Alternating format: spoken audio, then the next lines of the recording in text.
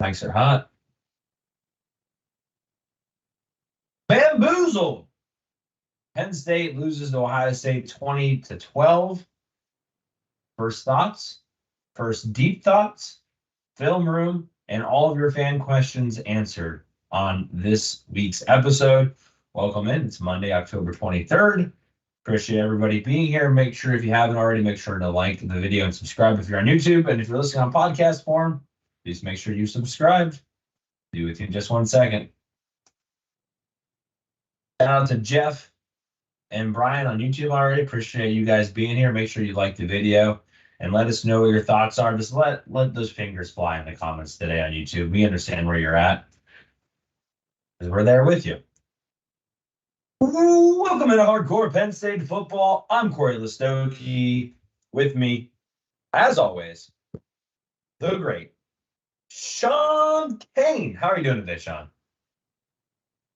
I've been better. If it wasn't bad enough, watching Penn State on Saturday, then Miami Dolphins confirmed who they were in my eyes, and they showed the country who they were as well. So yeah, terrible football weekend, just awful. How about you, Cory? Yeah, I did a little bit better than that. Not that much better, but not having an NFL team very much helps in that. Fantasy teams did okay, which that's always nice to see. Kind of eases the pain a little bit because I did not have a very good college football betting weekend either. So, and I don't really bet on the NFL because I'm just awful at it. So, NFL just not great in that capacity either. But we're here, Shawn, and we have a lot to talk about.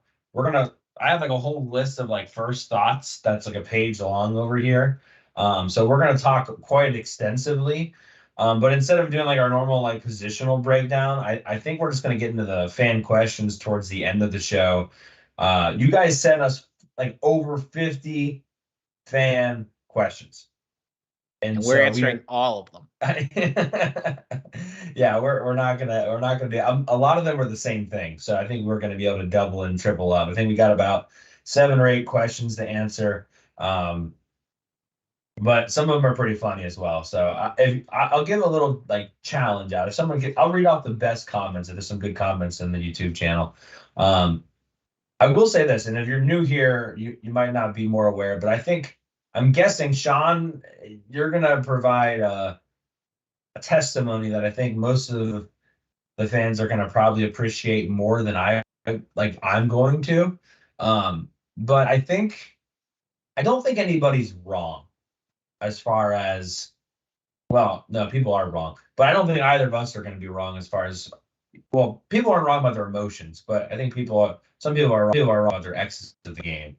But it is 100% understandable to be kind of, I use the word bamboozled, and I'll kind of go into that a little bit later on. But I felt like tricked and betrayed, and not from like a betrayal like James Franklin left and went to a different college or anything like that, or a decommitment happened. I just kind of felt like my eyes betrayed me a little bit, or maybe I just wasn't, maybe I wasn't paying attention close enough because there were some signs there, Shawn, but that's just the word I would use and kind of how I felt.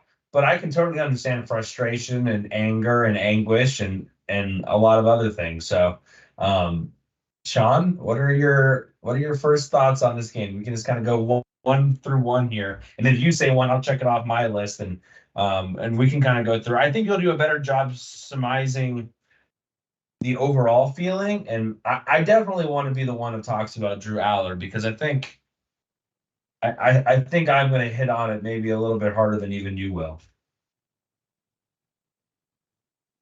I think, excuse me, I think I felt foolish to believe that Penn State was going to get this done. And I felt super confident since the summer that this was the year Penn State was going to get over the hump and, finally beat Ohio State. I thought we were a better team. I love the matchups that we had. I still really like the matchups we have against Ohio State and how we match up. And then Ohio State has the injuries going in, and you want to beat them at 100%. But yeah, I mean, the reality of football is if the other team is more banged up, that gives you a better chance to win the game. And I believed again that Penn State was going to go and get this done, and it was just the same thing. Um, and not and no two games are identical, but I said to Cory, we were talking privately, it's a lot like watching the Penn State Ohio State game yearly from a Ohio State fan perspective. It's probably like watching a Disney movie. So what do I mean by that? So if you ever watch a Disney movie, like there's always a conflict, always. And there's some drama with the main characters. And sometimes it looks like hope is lost. But in the end, they're heroes, find a way to get it done. The bad guys, us, end up looking like fools at the end.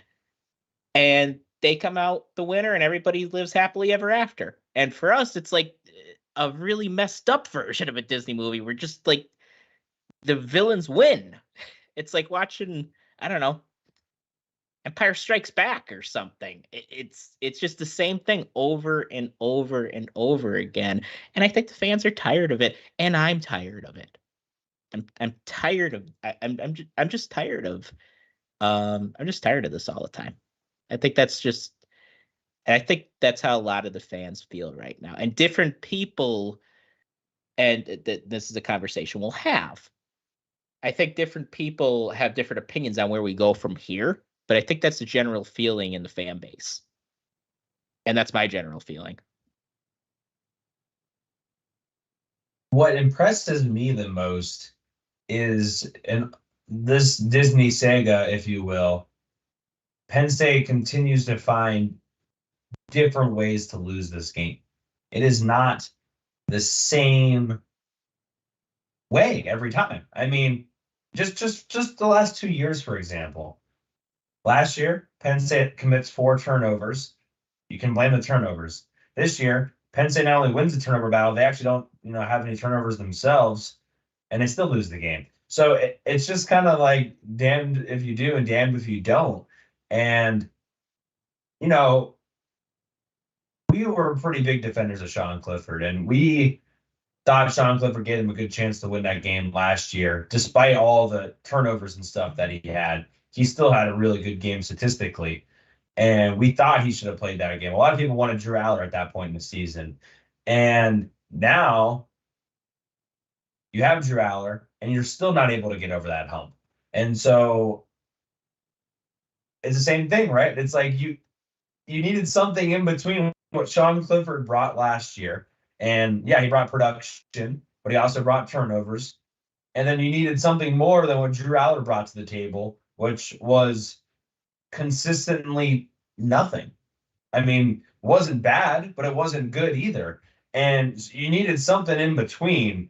And yet again, Penn State finds themselves kind of asking questions after the Ohio State game. I'm going to read some comments here on YouTube real quick, Sean, before we get into the next piece of this. Brian Walter, is talking about Sandy Barber giving James Franklin a new contract. Jeff says, allocate the blame to everybody. Yursich, Aller, receivers, offense line, Franklin, everybody. Matt says, has anyone started a GoFundMe to bring Joe Moorhead yet back? Sam Williams says, wasn't sure if it was possible to be this angry human being. How much more of a getting beat by OSU every year can we take? I'm usually measured all the time, but Franklin is in year 10. Brian says, what's up with Yursich? We don't have a number 1 receiver. He's a statue. He's not mobile. We'll talk about Drew Aller in a second. Sean, I want to get to the coaching staff because to me, let's start with what we agree with completely. I think we both can 100% agree it is the coaching staff's responsibility to get this team up from an emotional, mental, psychological perspective on this. And surely the defense was ready. Surely the defense was prepared. They played inspired football the entire evening. But again, it felt like the Michigan game on offense, as far as the offense looking timid, as far as the offense not looking like they wanted to be there, like they were scared to make big plays. it just didn't seem like there was any sort of inspiration on that side of things. And we'll talk X's and O's in a second, but to me, you had a month to prepare from this game. You had a month to get up for this game, and you couldn't find a way to do it. That to me is puzzling because everybody and their mother was up for this game. And so I don't understand. I understand the offense isn't going to come out and be as hoorah as the defense, right? The two different sides of the football. But they didn't look like they wanted to make plays out there for a lot of the game. And that to me is terrifying. Now, I will say that I'll let you talk now because we agree there. Where we begin to maybe diverge is how much blame we put on the coaching staff from an X's and O's perspective. I mean, I don't think anyone doesn't deserve blame here. During the game, Sean, I very much thought Yurcich called a bad game. Like, I thought it was a really bad called game. When I was texting Adam Brennan earlier, he was like, same thing. He's like, I thought originally it was a bad game. But when I watched the game the second time, then when I watched it like a third time today, there was a lack of execution. In fact, offensively, it was impressive how bad they were at executing. Like, to the point where I don't think they could execute that poorly again. And so I'm not saying there shouldn't be blame to go around because if your players aren't executing, that's still the coaches at the end of the day. But I don't know if they could have executed that poorly if they tried. So I am going to blame their players more than sit up here and yell for Mike Yurcich to be fired. I don't think Yurcich called that bad of a game. And before you guys all yell at me in the YouTube comments, we are going to get to the film room later on. But Sean will have your back for sure, I'm sure, in a second. There's a lot more, though, that goes into being a coach than just calling plays. There's a lot more to being an offensive coordinator than just calling plays. I'll remind you, Mike Yurcich is also the quarterback coach. So we saw how, I mean, Drew played a bad game. There's no other way to put it. He was not good.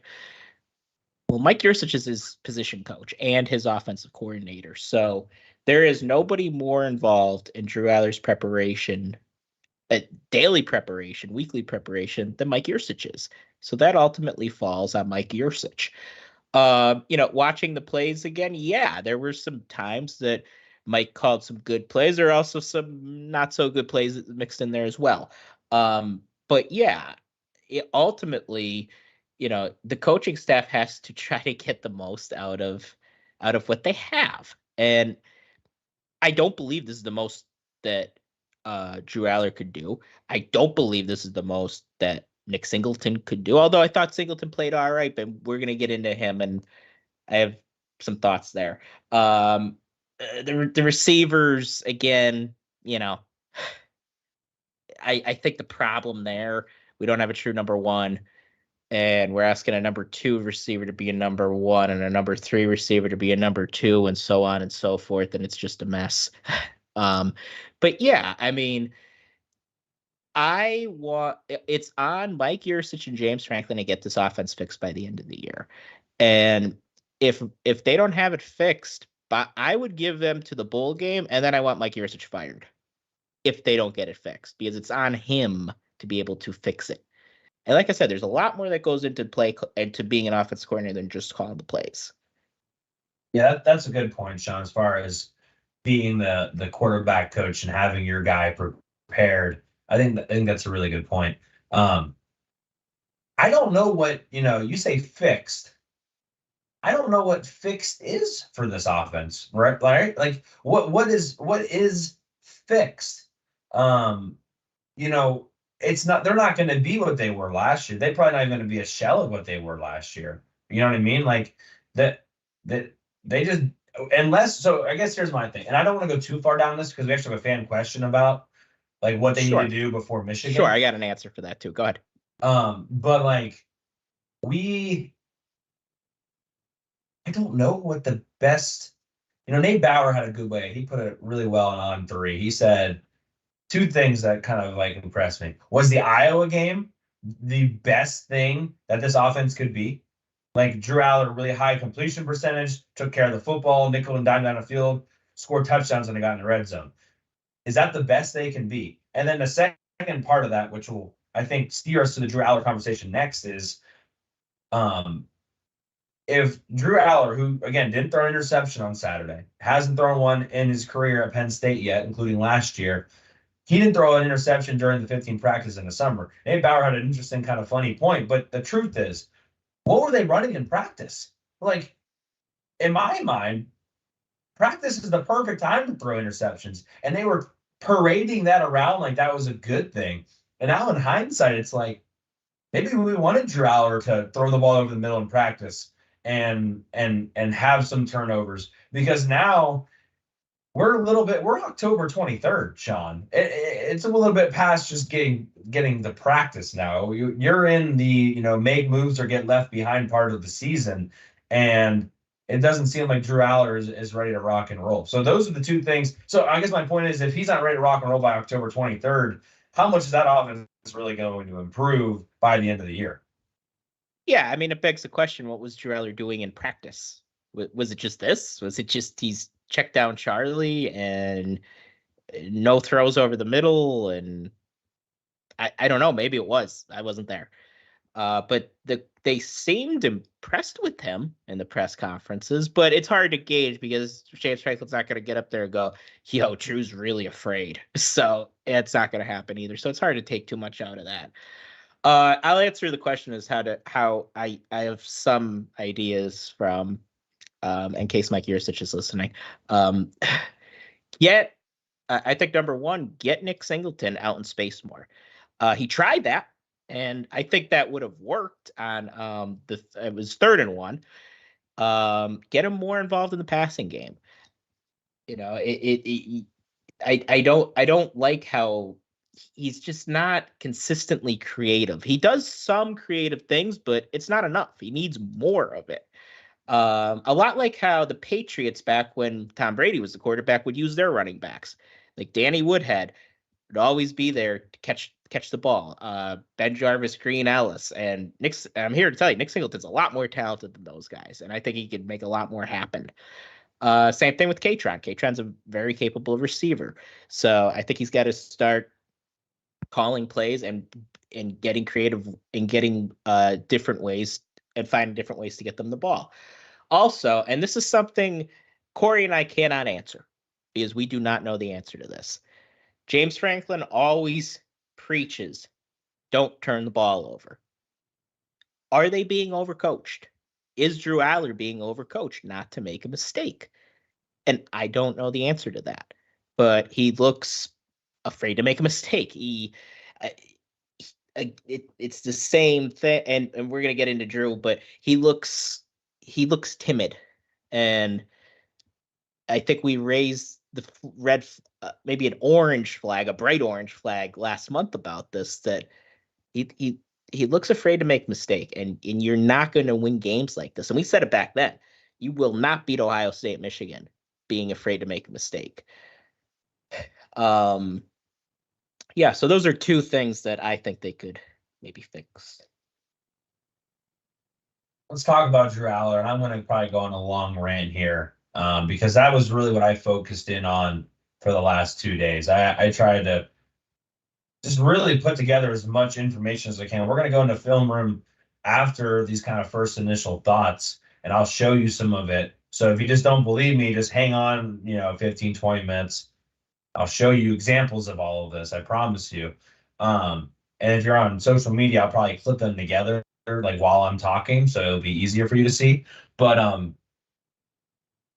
we raised that orange flag. I'm raising the red flag now, Sean. I'm raising the red flag. Oh, we're red now, yeah. Because there have been symptoms of his play, his bad play, from the very beginning. And before I get too far into this, I want to give the young man credit. A lot of quarterbacks won't go out there, talk to the press after a game like that. He went out there. He took the blame. He said, I sucked, which is awesome that he did that from a leadership perspective. I respect that, and I appreciate that, because at the end of the day, he's the guy that's in the arena. But he did stink. He stunk real bad. And again, we'll show you some film later on, but this was not a one-time thing. When I made my prediction on Wednesday, I mentioned that the home away split scared me, and that continued to be true. But it goes even deeper than that, Sean. I mean, go back to blue and white his freshman year, where he had zero ability to throw the ball over the middle of the field. Dom DeLuca picked him off 2 times, and he looked at times out of whack then. And you're like, oh, he's just a true freshman. He's only been on campus for a couple months. Like, no big deal. But there was a symptom then that we kind of just brushed off, whatever. And then there were times during the Michigan game last year, there were times even in the Indiana game where everyone talked about that really good throw. And I pointed out that one throw he wasn't very good. And we're like, well, whatever, not a big deal. Like, there were little tidbits, breadcrumbs, if you will, so far in his tenure where this was 100% possible. And the reason I'm so critical on him versus, say, a Sean Clifford or a Trace McSorley is because he's a 5-star guy, Sean. And a 5-star guy was supposed to come in here, and he's supposed to win the games on Saturday. That game was up for the taking. A decent quarterback, a decent play at quarterback wins them that football game on Saturday. There were plays to be made all over that field that were left out there, and that they lost the game because of it. Now, it wasn't just his fault. There was plenty of other people that made mistakes that could help them win the game too. It was only an 6-point game or an 8-point game when it's all said and done. So plenty of other people could have made plays too, but he did not do enough, and he's a 5-star guy. And yes, the offensive line could have done things better. The running backs could have caught the ball better. The receivers could have got open, and the tight ends could have caught the ball. But he's a 5-star guy. He's supposed to elevate everybody else. He's supposed to put the ball on the right side of the shoulder to Ty Warren. He's supposed to see the guy open after he looks off the single high safety and throw the ball to Trey Wallace. He's supposed to make those kind of plays. He's supposed to make everyone else better, and he hasn't done that yet. So I am very critical of him because we know the talent he has, and he hasn't shown it yet. And it is frustrating because Penn State has waited for a guy like that. Penn State has waited, and I think he has the tools to do it, but the inability to throw over the middle of the field, Sean. I mean, again, we're going to show film later on, but I mean, I just had a whole list here. He lacked vision. He did not elevate, like I mentioned. He was scared in the pocket. He ran out of good pockets. He did not see audibles that he needed to see. For example, on a play where JTT blew him up, you got an audible out of that. You had more people than you could block on that play. No desire to throw over the middle, not just against Ohio State, but on 3 had a good number. He has thrown only 11% of his pass attempts this year is 11%. McCord, JJ McCarthy, all over 20 to 30%. So if you're curious, Sean Clifford last year was at 17%. So he's even 6% less than Sean Clifford.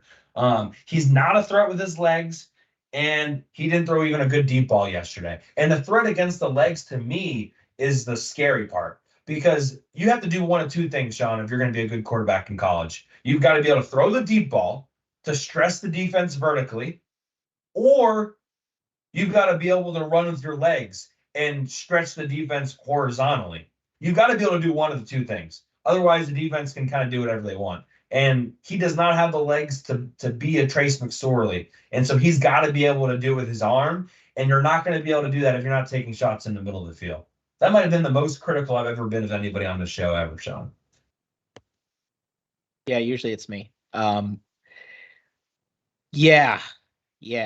I mean, guys, you need better. You need better than what Drew gave us. And it's, the expectation that we had probably, I don't know if it was, I'm trying to look for the right word. It wasn't justified based on what we saw last season. So think about why people were so excited about Drew Aller going into the year.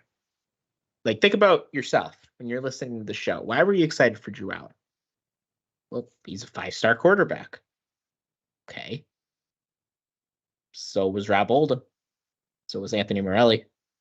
So was Paul Jones, who played tight end, ended up playing tight end at Penn State. Yeah, like 5-star quarterbacks,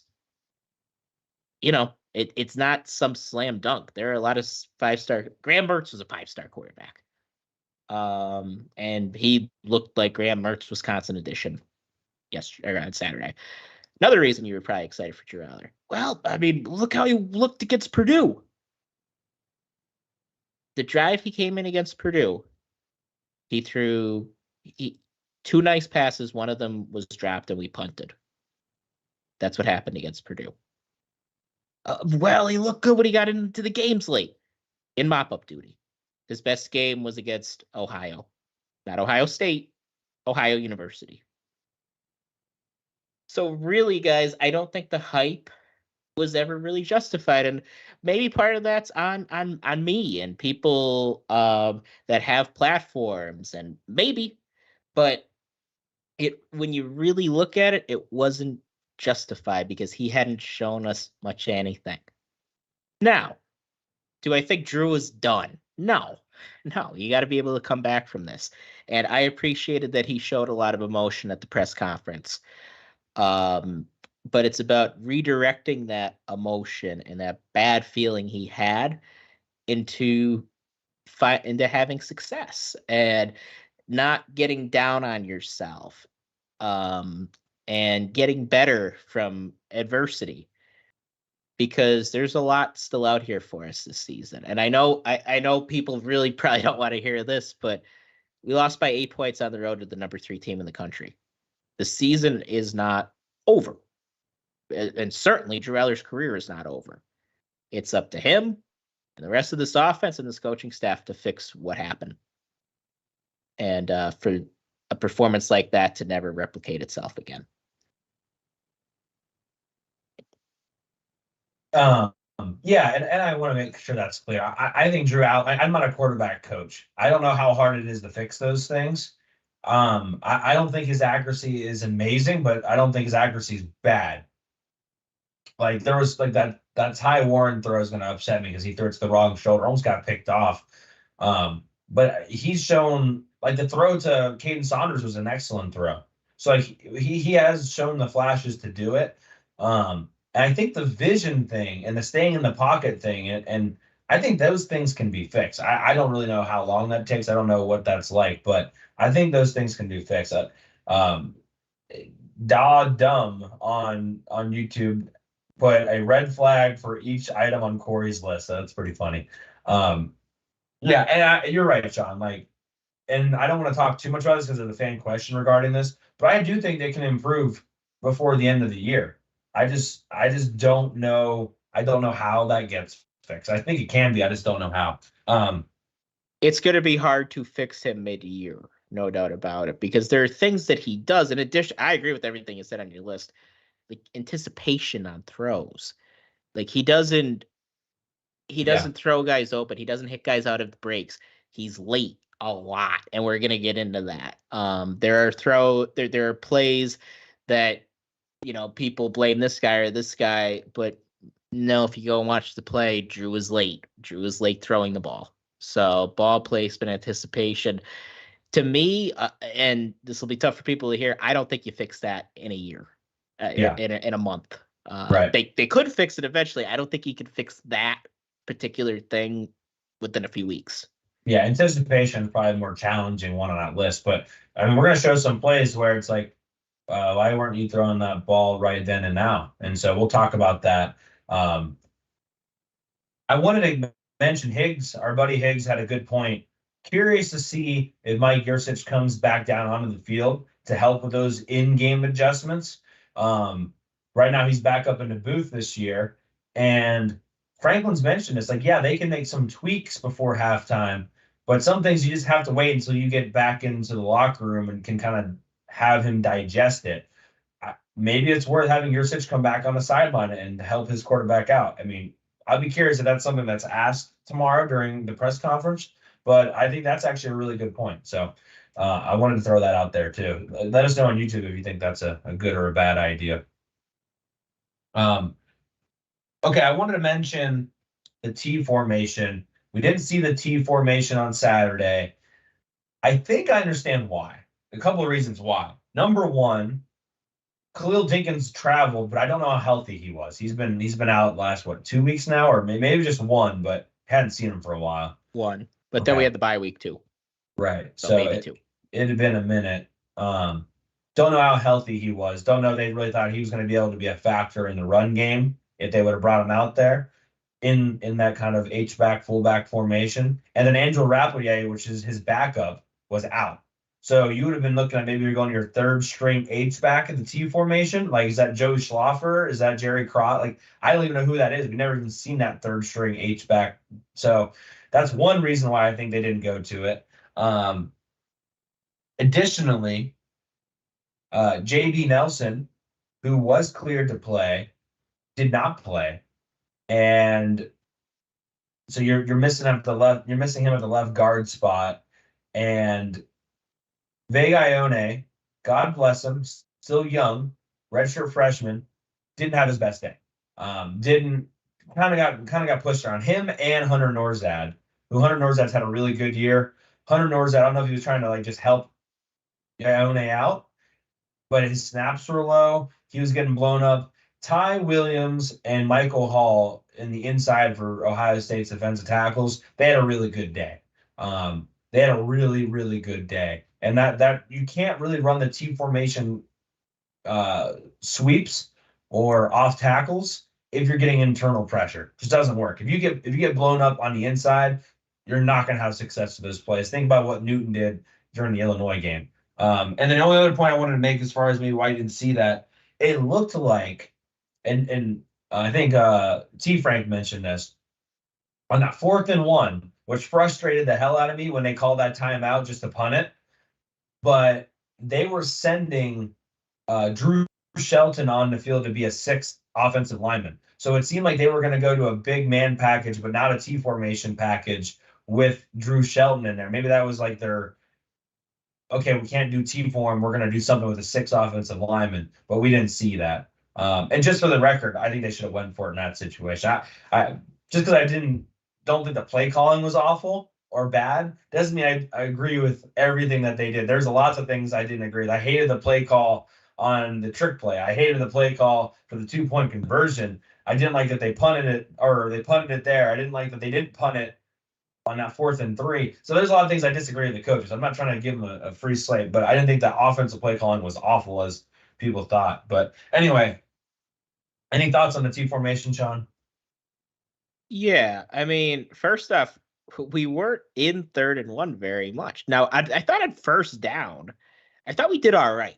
2nd down, no. 2nd down really put us in binds. So there was a lot of 3rd and 6s, a lot of 3rd and 5, and you're not going to run up the T formation at that point.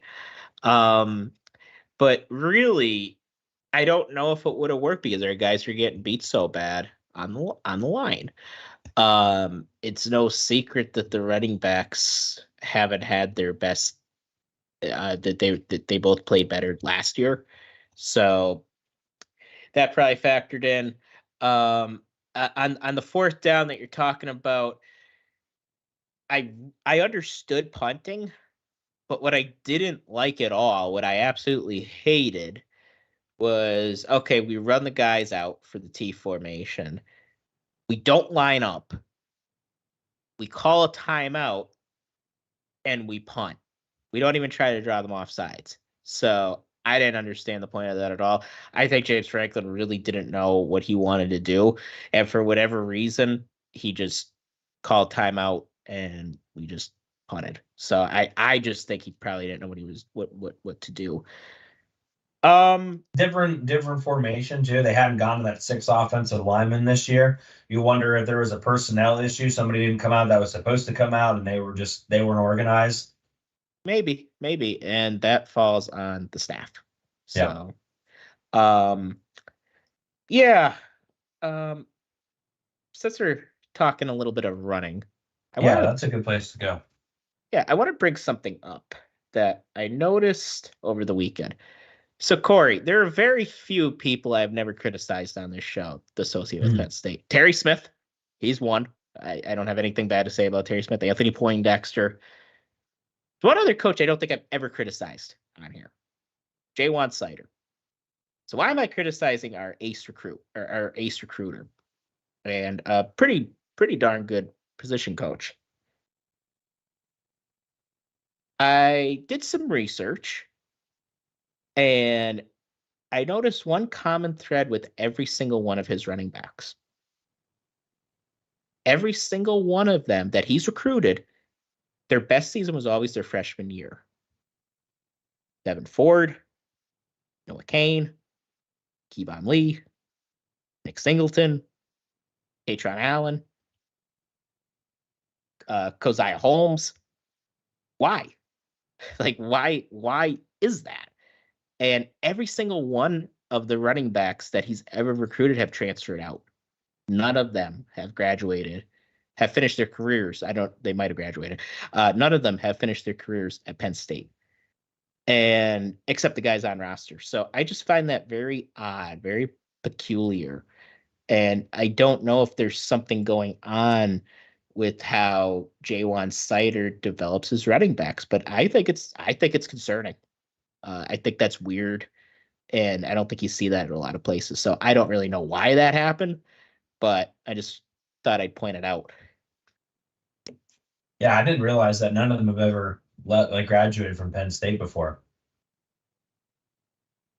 No, it's strange. Was Devin Ford the first one? First one, what?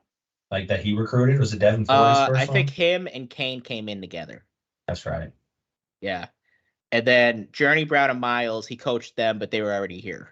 And right. I mean, Journey had an unfortunate setback. Yeah, so did Noah Kane. And Miles got drafted, but all the guys that he's recruited, it's just weird. And I don't know. I don't know what conclusions to draw, but there's something going on with development there. Yeah, and I want to talk about the running backs too, because one thing we got a lot was, why did we stop running the ball in the second half? And I mean, guys, the best run in the second half was for 3 yards. It wasn't very good because Ohio State decided straight up, we are going to load the box. I'm not kidding you. They went and they went to so many 3 linebacker run blitzes. Like, you couldn't make it up. Like, they were selling out to stop the run. And you gotta be able to take advantage of that. You've got to be able to throw the ball over the top. You've got to be able to hit every slant route they give you and make them pay. I mean, they were literally sending all of their linebackers on multiple run plays. And people are like, oh, they got away from who they were and they got away from the run. The run game was not there. We have evidence, video evidence of them trying to run on a short third down and getting absolutely blitzed. Partially was because Vega Ione was struggling to get to the next level, which, you know what? A redshirt freshman left guard trying to get to the next level against a fast Ohio State, probably 4 or 5 star recruit, is not really a big detriment on him. But it's a tough thing to do to ask that guy who comes into the box late to pick that up on an inside zone. But it wasn't there. It just wasn't there. And I'm going to be honest. I'm a little disappointed with 24/7 Sports Tyler Donahue. I thought his tweet today was very disingenuous. He mentioned something about how Penn State wasn't getting the ball to Katron Allen and Nick Singleton enough in the second half. And then he compared it to Marv Harrison. And he didn't even mention the number of plays each offense was on the field for. Like, yeah, they got Marv Harrison the ball more than Penn State got Katron Allen and Nick Singleton the ball. But that's because Marv Harrison was on the field more. Percentage-wise, Marv Harrison got the ball less in the second half than Penn State got the ball to Nick Singleton and Katron Allen. I have the numbers right here for you. Katron Allen and Nick Singleton touched the ball 8 of the 16 plays in the second half before mop-up duty, before that second Ohio State touchdown. They touched the ball 50% of the time. How much more do you want them to touch the football? And mind you, Sean, of that 50%, of those 8 touches they had, 2.4 yards per touch. How many more times do you want them to get the ball when they're averaging 2.4 yards per touch? And that includes 1 catch by Nick Singleton and 1 drop by Nick Singleton. How much more do you want them to really be involved? Now, again, if they're able to get a couple of first downs and they're able to convert, there's more plays. then they probably get the ball more. But when you only run 16 plays in the second half before it's mop-up duty, I don't really know how much more you want them to get. I mean, a drive can only go so many ways when you're going to have a 3 and out, right? You run on first down, you run on second down. You want them to just run it on 3rd and 10 because that's what they were going to be at, maybe 3rd and 7 again. Like, it doesn't make any sense. You can harp on them all you want. Ohio State decided in the second half, okay, Drew, let's see what you got. And unfortunately, and not just Drew, but unfortunately, the passing game wasn't able to get it done. So I'm upset with that because I think they, at the end of the day, everyone just lists the numbers and they say Nick Singleton and Kaytron Allen only touched the ball 9 or had 18 combined rush attempts. Well, they had 20, and Penn State really didn't run that many plays. Like, how do you think it's going to go down, right? I mean, it just frustrates me, Sean. Like, also, you have other really good players. Like, I love when people are like, oh, we need to get this group more involved. We need to get this more group involved. Well, you only have one ball. So do you want to get Kaytron Allen and Nick Singleton the carries? Do you want to get the tight ends involved? I would venture to say Keandre Lambert-Smith deserves to have 25% of the targets his way. He's your best player out in the outside. Do you just not throw it to any other receivers then? I'm just not for it, Sean. I think when you start getting into those specifics, especially when you didn't have the ball very much, you can get really upset about things that really don't look good because the offense wasn't good, not because they weren't trying to get the ball to them. Yeah, I mean, the thing that should really be upsetting us is we only had 16 plays before that last drive in the second half. Right. That's exactly. the thing that should be really upsetting us.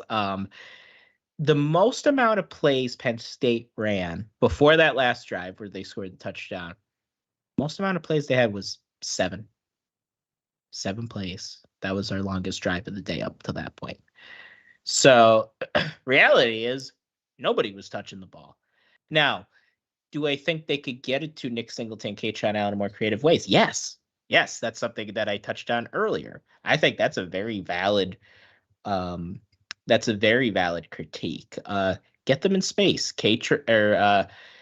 Nick Singleton, straight line, very fast. And part of the reason he had a chance on that swing pass that he dropped was because of his speed. And we're finally putting him out in space, and Nick dropped the ball. Also wasn't a great throw, but still, catchable ball, you got to make that play. So to me, that's the bigger issue is we only had 16 plays. I mean, guys, we were the stat that told the story in this game more than Marvin Harrison Jr.'s big day, and he was awesome. 1 of 16 on third downs. That's the beginning. That's the middle. That's the end. If you're a ball control team who can't control the ball, well, then what are you? It's going to look very, very ugly if you are so focused on controlling the ball and you just can't do it. And it's another reason why, that Michigan game, man, that does not look good coming up if we couldn't do it against Ohio State. Also in the run game, Ohio State did different things than they've done all season and what they did early in the game against Penn State. Because early in the game, Nick Singleton was having success running the ball. Right. And they started bringing their third safety into the box. They started blitzing more, something we haven't really seen much from Jim Knowles. And credit to Jim Knowles, he made a good adjustment, and we couldn't adjust. And I'm so sick and tired again of our offensive line being unable to handle stunts against better talent. This is every time. I mean, they just it goes back to Herb Hand. They just can't handle stunts when it's more talented, when they're dealing with more talented competition. We could handle UMass stunting, but when it comes to Ohio State, Michigan, they just can't handle it. And it's very frustrating to watch. The offensive line actually did pretty good, relatively, for being in the position they were in. Like, if Penn State had the lead, you would probably say that Penn State had a pretty good day up front. But they were being asked to basically pass block, especially pass block in situations where everyone knew they had to pass pretty much the entire game. And that's just not easy to do against a really talented team. Pass pro I didn't have as much of an issue with. Look, and when it comes to the run game, like Norzad just got blown up, just straight up. Vega really struggled to combo block to the linebackers. He just couldn't get there. Just couldn't do it. Sometimes he got confused too on who he was actually supposed to go get. They couldn't identify who the Mike was. They couldn't identify who they wanted to zone step towards. Vega really struggled when it came to that. One other little nitpick kind of cool thing was that they did do that was kind of cool. They pulled Hunter Norzad one time, and that was a cool counterplay too. But yeah, like they were bringing in that linebacker so late that offensive line had already identified who they were going to go to, and Vega couldn't make that adjustment. And there was at least 2 times they just didn't pick him up. And that guy went another time, Sean. I don't have this play, but it's a run to the left. I think it's a first down play. It's a run to the left. They pull Sal Wormley. I'm sorry, they pull Caden Wallace, and they have Theo Johnson on that side. If they pull, you got to block down in that situation. He does not block down, and that Ohio State linebacker comes on a blitz and tackles Nick Singleton from behind.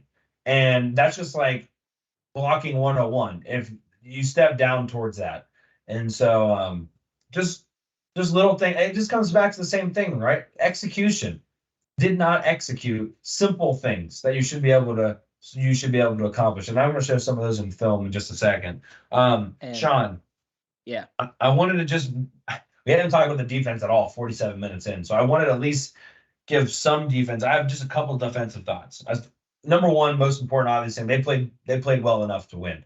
Marv Harrison got his, but overall, they played more than well enough to win. I think Ohio State ended up running for 42 times for like 79 yards. Like that's good. Mayan Williams had a couple good runs, but besides like that one drive, they did pretty well against it.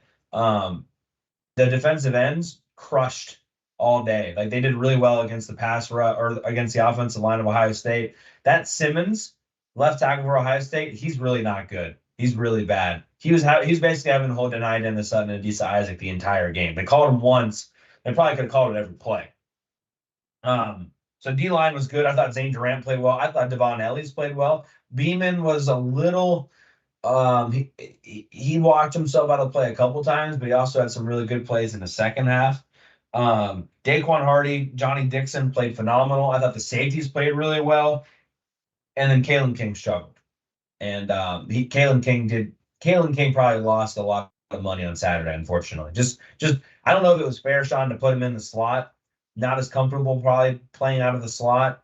I don't know if that was their game plan going in, but he did not have his best day, unfortunately. But those are just my thoughts on. Oh, and one more thought. Abdul Carter did not have a good day, and I'll show one Abdul Carter play. Abdul Carter did not have a good day, in pass defense and in run defense.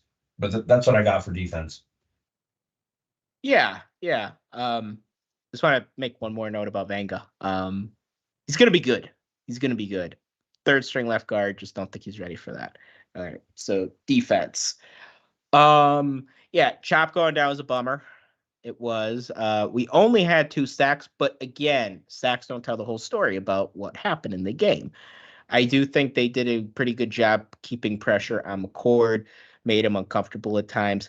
That was nice to see. Devon Ellis, I agree with you. I thought Zane Durant played really, really well. Really well. Curtis Jacobs had a good game. He seems to be like a big time performer. When the lights are the brightest, he tends to step up. I thought, last year against Michigan, everybody struggled, but he did have the touchdown, so he did make a play. I thought DeLuca was pretty good, especially when called upon. I agree with the safeties had a very nice day. And it just sucks that it was wasted. This performance was wasted. But it was. And I want to mention disappointing. too. Yeah. Like I thought I know he got mossed pretty bad by Cade Stover, but Kobe King, I thought, actually played a really good game. Like, he did some really good things in run game. So I was happy with his performance. The reason I thought of that was because Curtis Jacobs did get burned. He lost Cade Stover one time on that one long play that Cade Stover had. But otherwise, yeah, Curtis Jacobs played pretty well. We've talked about him before. Like, I think he's good. I think he will be excellent when they just when he gets to the NFL and he can just kind of play downhill. Like, I don't know if it's a true, I'm not saying like a Micah Parsons kind of, but more of a 3-5 kind of linebacker where he doesn't always have to be asked to play pass coverage all the time. Yeah.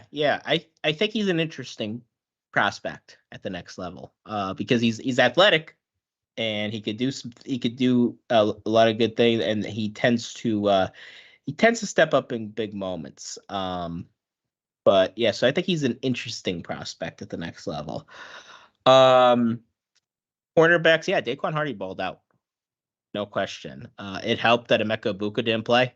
But nonetheless, the Carnell Tate kid, he's kind of the next one. Like next year, he's probably their one. So we got to equate it with him. I thought we did a very good job on him overall. Very good job. Johnny Dixon, he was the one who actually looked like the first round corner, if you wanted to know the honest opinion. Physical, as he always is. Ran with Harrison at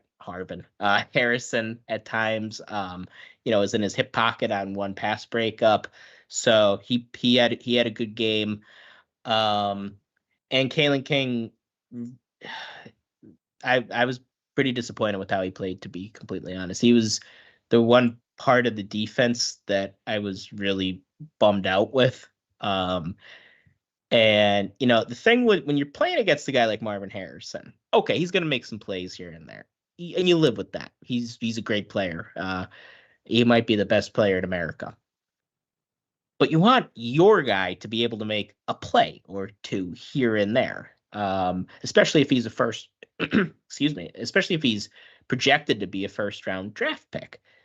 And Kalen King really didn't make any plays. I mean, he had the hold on the fumble that got called back, but that's a negative play. I mean, but he just wasn't what we needed on Saturday. So that was disappointing. But I don't want to talk about the negatives too much about this with this defense, because they played well enough to win.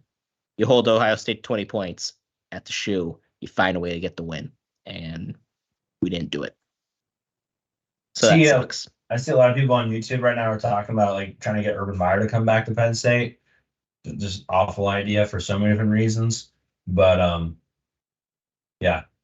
There's got to be better things to talk about on the YouTube chat. Isn't that what every fan base talks about? Yeah, sure, but it ain't Michigan happening. State right now, right? Michigan State's the one that wants him right now. I think Michigan State should hire him. You ready to go to the film room? Yeah, let's do it. I want to talk about special teams. Oh yeah, good. Yeah. Falcons, very good job. Very good. He did his job. I said he'd have to make a couple of field goals. He did. He delivered. I thought Riley Thompson punted very well. I was overall very happy with special teams. Daquan Hardy had that brain fart on the fair catch, but it cost us 20 yards. Who knows what happens if we get those 20 yards back? But that was the only thing from special teams that was a negative. Again, I thought special teams played well enough to win the game as well. Right here. See if we can. Yeah, I agree with all that. They said that maybe there was a gust of wind and Hardy didn't want to catch it over his shoulder. But yeah, they lost 25 yards there. And if he was positioned correctly, he could have probably returned that for another 15, 20 yards. So they would have started in Ohio State's territory. And honestly, a lot of people were wondering why Caden Saunders was starting at punt returner. Well, maybe that was why. All right. Here we go. We're on the big screen now. Oh, we look good. Yeah. Like that? Corey. Yeah. All right. So I don't like this though. No. So this is towards the end of the first half, 59 seconds, 3rd and 10. Really like what Drew Aller does here as far as making time for himself, gets out of the pocket, buys some time. Don't love that he throws it across his body, across the field, but he does have the arm to be able to do that. But Ohio State's bailing here. They're playing straight up cover 3. And, I mean, I don't think the middle is actually open right away. But what you'd like to see right now is for Drew Aller to come back to Keandre Lambert-Smith. There's a tight end that's coming down the field there, Theo Johnson. He never even gets close to ever being open. And so he does look back towards Keandre Lambert-Smith, but he looks deep to Trey Wallace, almost throws an interception. But Keandre Lambert-Smith is more than open here. Like, you're going to see in a second, like, there's a safety, but he's about 10 yards away from Keandre Lambert-Smith. If he just throws it right at his chest, I mean, it's a first down. Again, not his worst play in the sense that he bought some time and, kept his head down in the field. But, man, you would like to hit that wide open guy in Keandre Lambert-Smith, maybe even steal a field goal before halftime. Yeah, and like Cory said, when you're throwing across your body, well, at least try to hit the open guy. And instead he goes deep to Wallace, who's pretty well covered, and it really should have been picked off. It almost looked like the safety for Ohio State went after the ball half-heartedly. So it should have been picked off, but Lambert-Smith was open, and you got to be able when you're looking that way, you got to be able to see that. Half-heartedly? Is that a pun there? Say that again. Hardily? Oh, it's like Daquan. I like it. Like that? Okay, Sean, this is one that hurt my soul and probably hurt your soul too when I showed it to you. Ohio State, you can see here, they're playing like suspiciously, or sorry, let me start this over. So Ohio State's got the ball 3rd and 4. Penn State, for a 3rd and 4, suspiciously backed off of the receivers here, right? Like, they know what the down and distance is. Like, why are you this far off? Well, the reason they're far off is because they're going to try to rob these slant routes. Manny Diaz tried to do this last year against them too. And it's not the worst idea. So Kalen King plays way off of Marvin Harrison Jr., who's at the bottom of your screen. And again, not a bad idea if you rob correctly. And you can see the linebackers bail. So now you've got everything covered underneath. Well, Abdul Carter is that outside linebacker right there, kind of his head's towards us right now.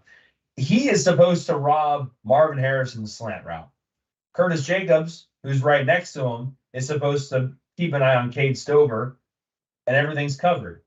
Unfortunately, Abdul Carter and Curtis Jacobs decided to fart in the same Coke bottle. Neither of them get to where they're Curtis Jacobs gets where he's supposed to be.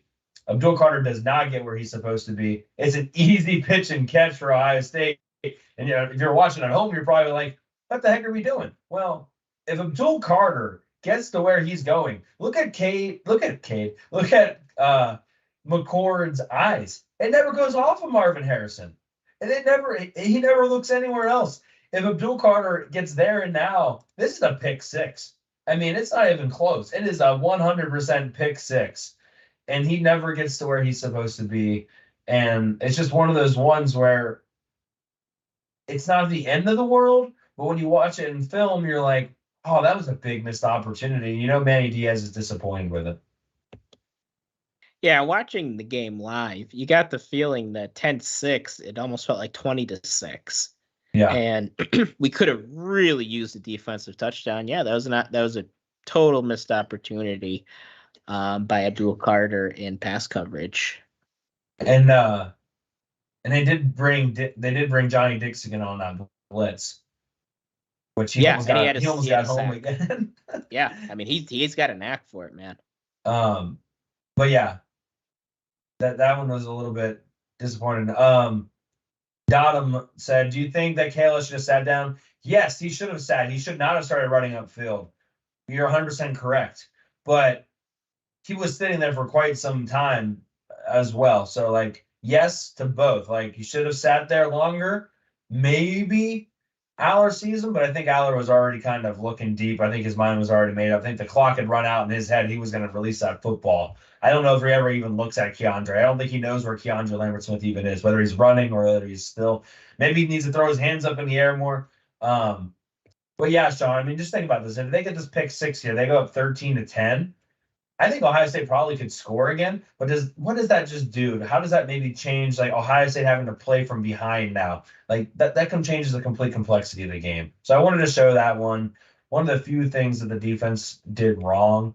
I wanted to show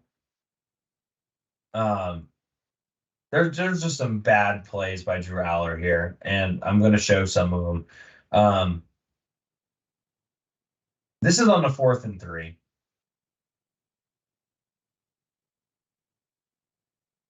Or this is on the 3rd and 3, excuse me. So 3rd and 3, 7 minutes left in the game, starting to become crunch time a little bit. And Ohio State's going to run 2 high safeties, which basically means, yeah, this is the one I wanted to talk about. Sorry. So why this play stinks so much is, I don't know, at this point, Drew Aller just worried about pressure, but the offensive line does a fantastic job. I mean, you can't ask for a better pocket at this point in the game. And he leaves the pocket early. Nothing's telling him to leave the pocket early. If he just stays in this pocket, watch Theo Johnson, who's at the top of your screen, one-on-one of this safety. Boom, he's open right then and there. Can't see it on this screen, but he's open right then and there. He throws late because he tried to run out of the pocket. He's right there. Yeah, just you stay in the pocket, you make that throw, and that's disappointing. Let's go to that 4th and 3, Sean, on the same exact. I want to say this is the exact same. Yeah, so this is a 4th and 3 now, same series. So 4th and 3. Yeah, now they got single high safety. They're playing man across the board. They did this a lot on 3rd and 4th and short. And this time, he has Johnson open again. And he's not even trying to throw him the football. He's actually going to try to go over the top to Keandre Lambert-Smith. If he just steps up in the pocket here, he's got Theo Johnson open over the middle of the field right now. Like, I know that isn't a lot of separation, but Johnson's a big guy. You just get him the football, throw it to where his guy can get it. He'll make that play. And I know people are like, oh, well, JTT was right there, and JTT made the play. Olu doesn't, like, it's not his best job, but this is not an awful job by Olu, especially at this point in the game. He's had to block JTT a lot of this game. Drew Aller's got to step up in the pocket here a little bit and make this throw to Theo Johnson. So disappointing, a 3rd and 3 and a 4th and 3 back-to-back plays where Drew Aller really just didn't make a play for his team.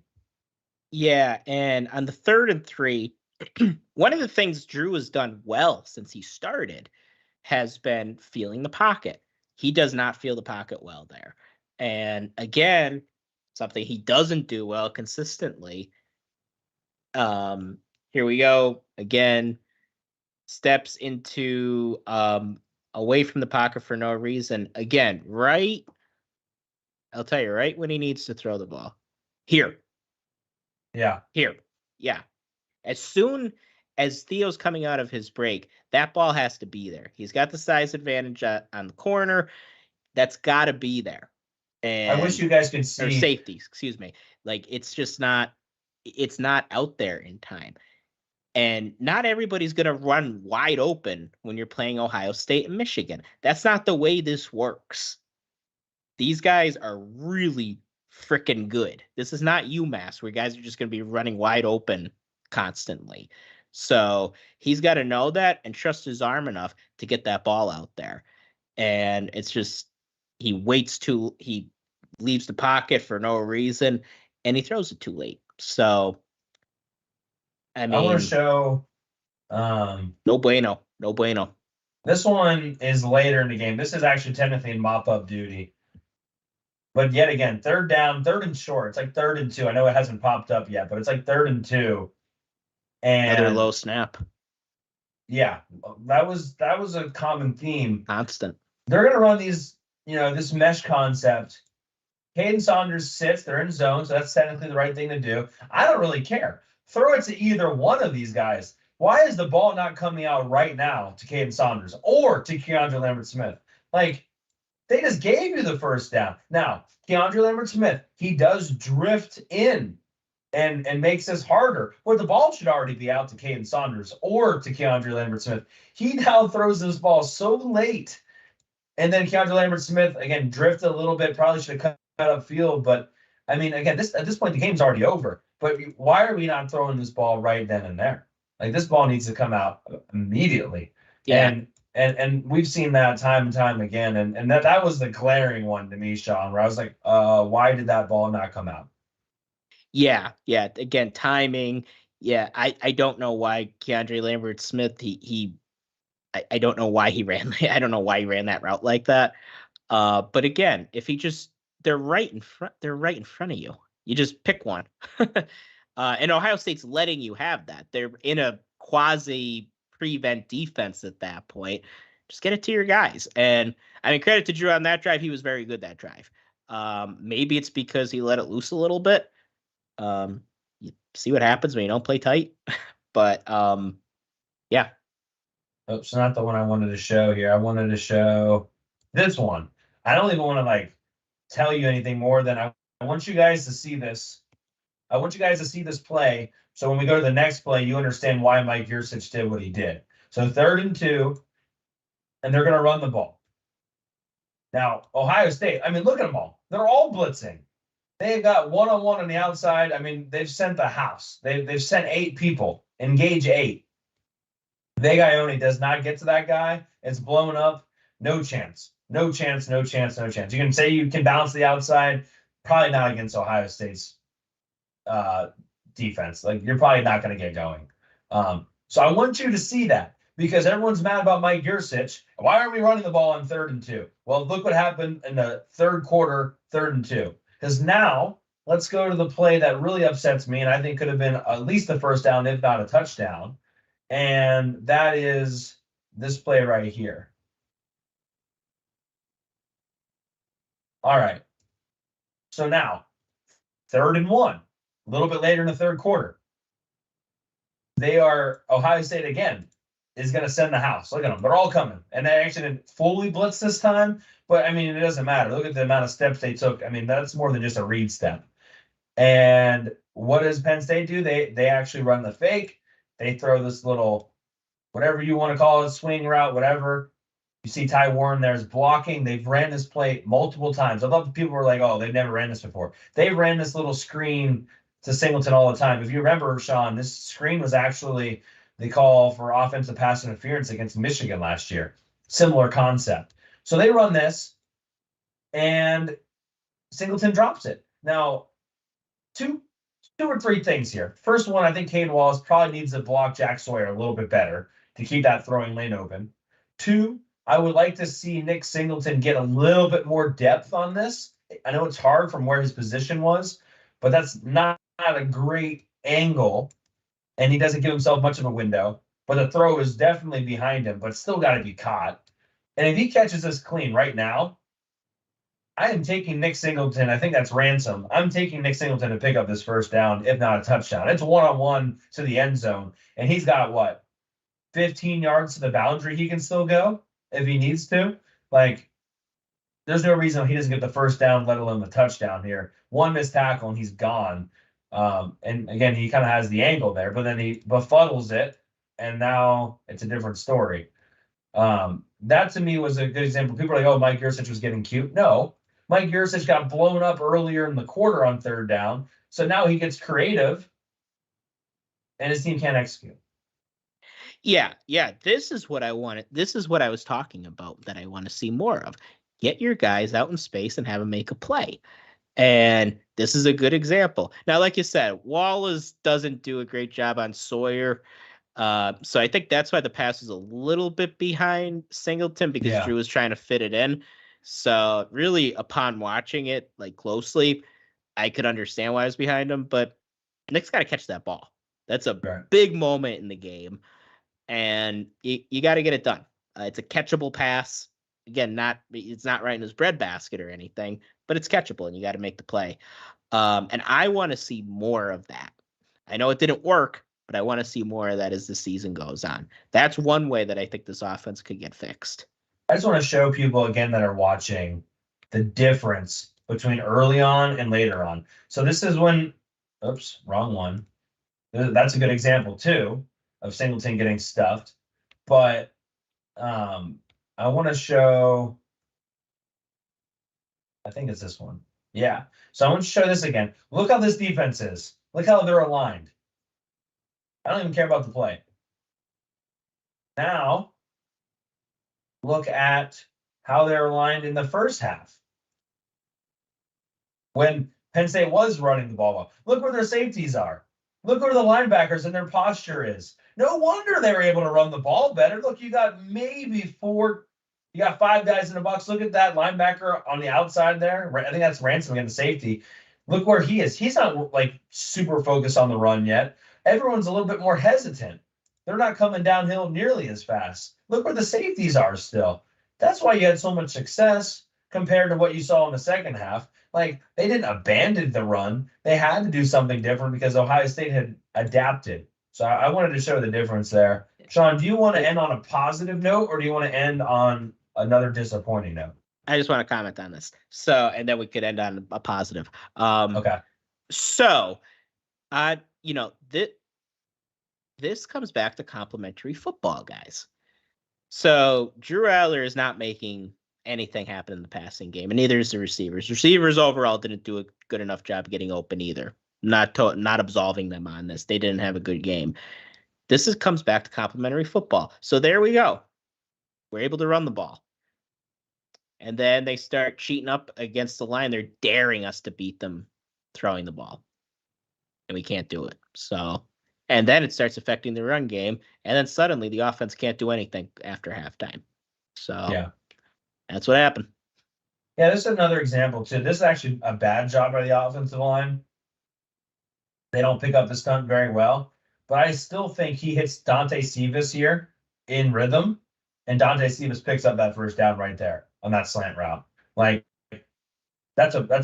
he catches that. He leads him a little bit down the middle of the field. No one's in the middle of the field. He catches that. He's probably going to pick up the first down. If he has more time, which the offensive line wasn't great on this play, but if he has more time, Sean, it's a touchdown. Because who you see running open is Keandre Lambert-Smith. He is open right now.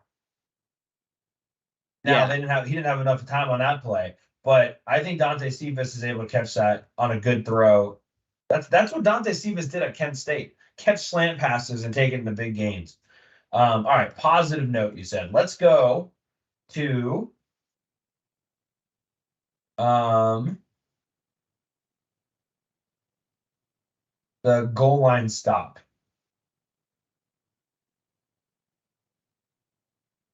If I can.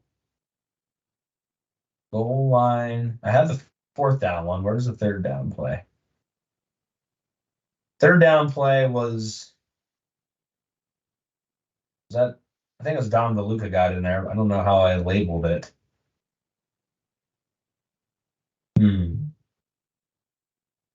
There it is. All right. Third and goal. If Ohio State scores, the game's probably over, right? Touchdown ends it. Defense is back as far as they can, back against the wall. I love how they set up here. I mean, all those guys to the right side, Penn State doesn't care. They're like, we're going to stuff the A gap. We're going to stuff the B gap because we don't think you're actually running the outside. And that's exactly what they do. But what impresses me is both Dom DeLuca and Zakee Wheatley, like hot knife through butter, slice through those tight ends and actually are the ones that make the play. So watch this. I mean, you cannot, like Dom DeLuca, you cannot ask for a guy to fight down the line any better than that. He engages, he fights, and he doesn't get too far downfield. And then he blows up Mayan Williams, who's a big back, big athletic back. And Dom DeLuca just stuffs him. And Zakee Wheatley finishes off the job really well, too. But, I mean, good job by the guys on the inside to not let a big push up. But then Dom DeLuca just hot knife through butter, and Zakee Wheatley finishes off. This was fantastic. I want to go to the fourth down play and show you this one. So Ohio State probably should have just kicked the field goal, made a 7-point game. But so they're gonna have this little bunch near side set here. I don't love that at all as far as not spreading out Penn State. And they all know where this ball is gonna go. Nobody goes to the fake.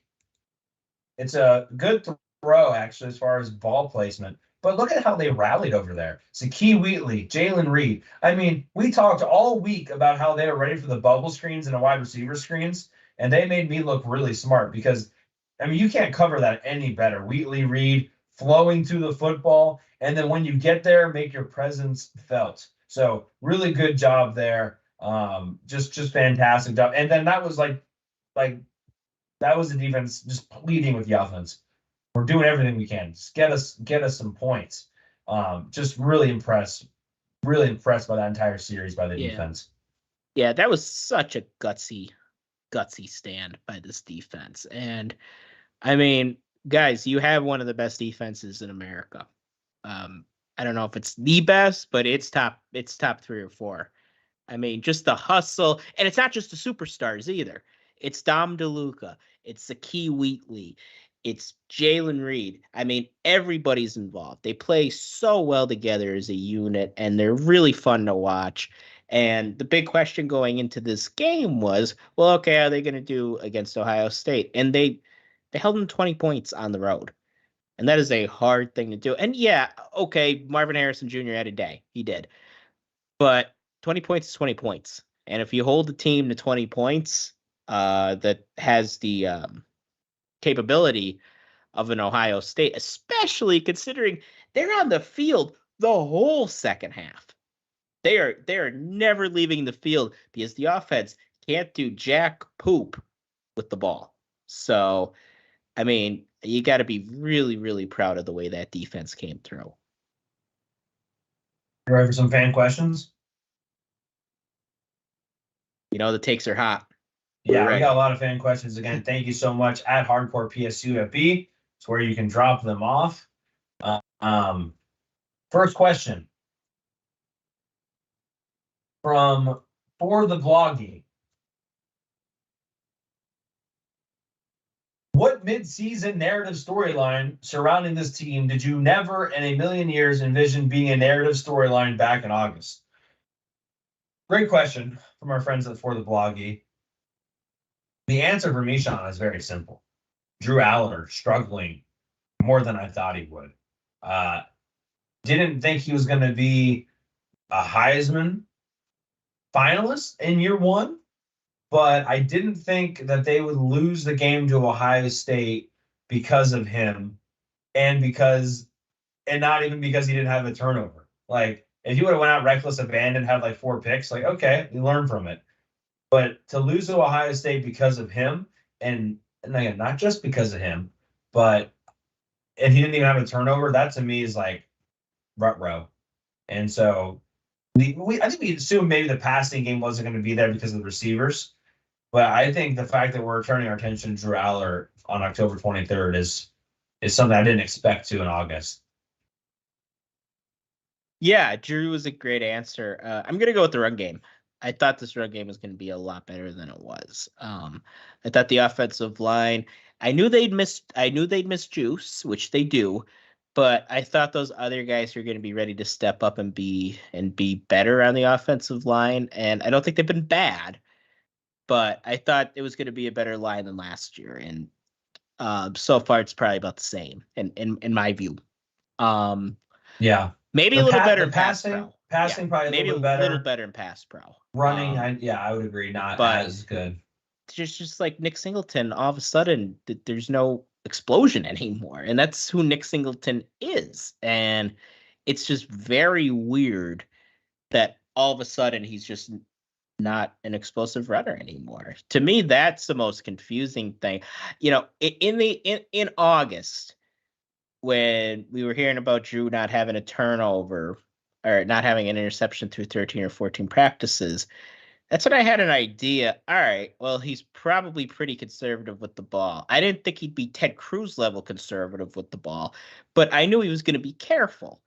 But yeah, I mean, I thought he'd be better too, guys. But right now he's got a lot of work to do. Yeah, that's a good point about and remember, like as far as the run game, like they lost Landon Tangwall right before the season started. That didn't help things either. Yeah. Very good point.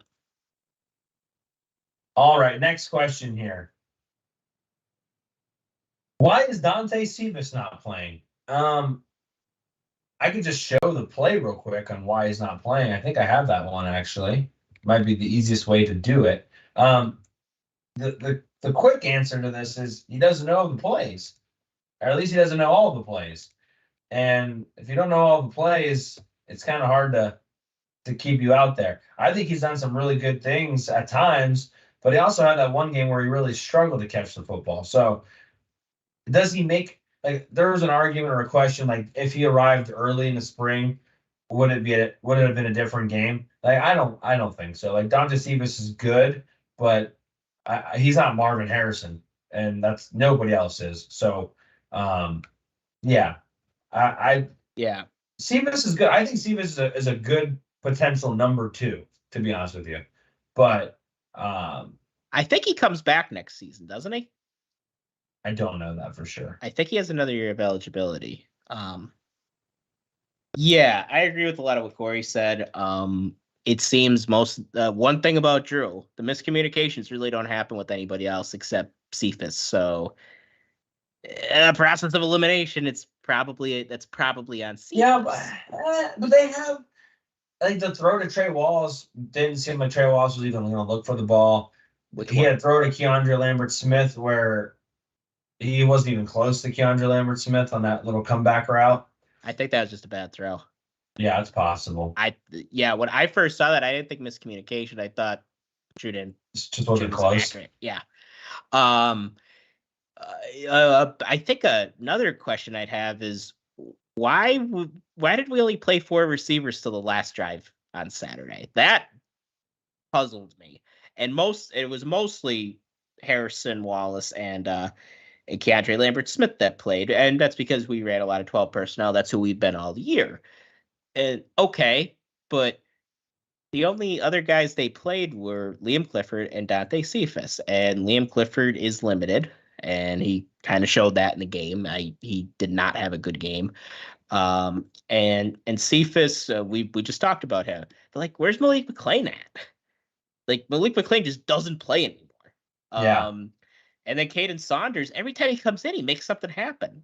I don't understand why he's not playing more. So that's another thing that's puzzling to me, and I think that's a question for James Franklin and Marquise Hagans. Yeah, Malik McClain one's an interesting one. All right, this one's going to get people rowdy in the YouTube comments. Let us know what your guys' thoughts are on this one. This is from a longtime listener, Dorito Bandit. Franklin has done a lot of good for State College, and I appreciate it. But if Penn State wants to compete for national championships, at what point do we might start thinking about searching for a coach that will get us there? And I understand this question 100%, Sean. I really do. The way I put it is, and I think I said this to JD Lowe on Twitter, purgatory, right? You are there, but you are not there. And you're seeing everyone else get to go, and you're kind of waiting your turn. And I texted you this, Sean, today. We are the best non-playoff team in America. And that's just a fact. The question is, the wager, if you will, is this. Do you wager 10-2 seasons with a chance at maybe getting to the playoff? And I guess next year, maybe to the second round of the playoff, for an opportunity to maybe get more? Do you trade that in to maybe get more, but you're risking losing that 10-2? And to me, I don't think you do. And that stinks.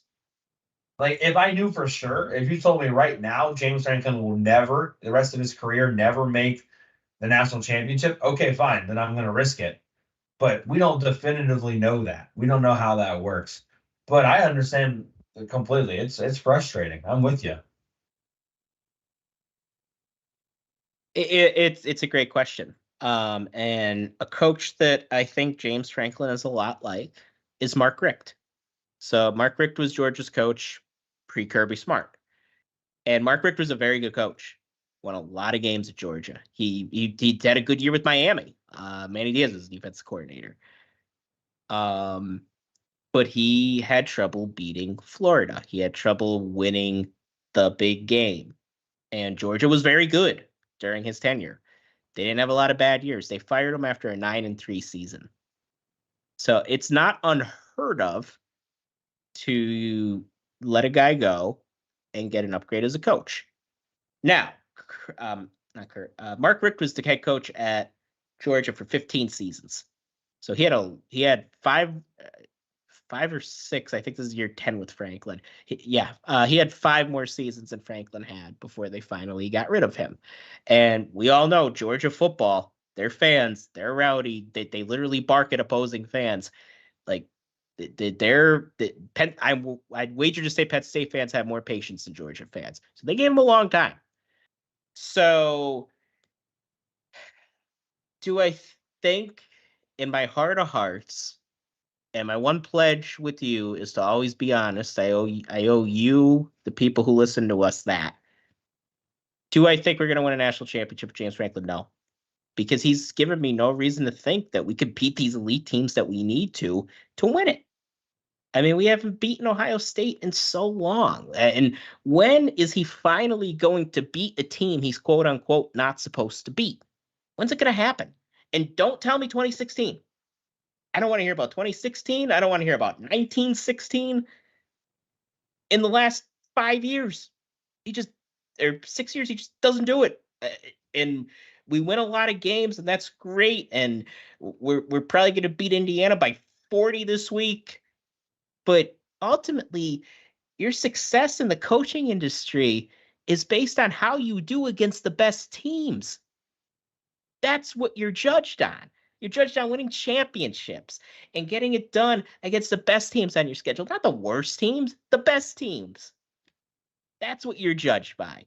And James Franklin has not done that. And it's frustrating because he's a great guy and he's a really good coach. He's not a bad coach. He's not Charlie Weiss. He's not Willie Taggart. He's a good coach. But good might just not be enough.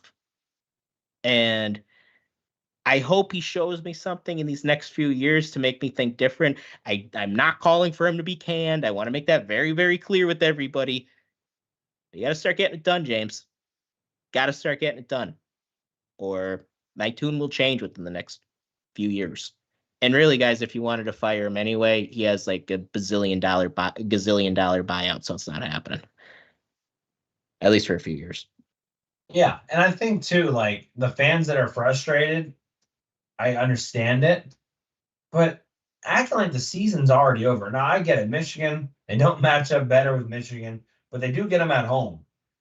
And they do have time to fix some of the things that they now know they didn't know before then. And it's not like Michigan out-athletes them everywhere. Like, recruiting-wise, they're about even. Actually, Penn State, I think, is a little bit ahead. So it's not like they don't have the athletes to compete, but there's nothing out of that Ohio State game execution-wise that makes you feel good about that game right now. And I understand that.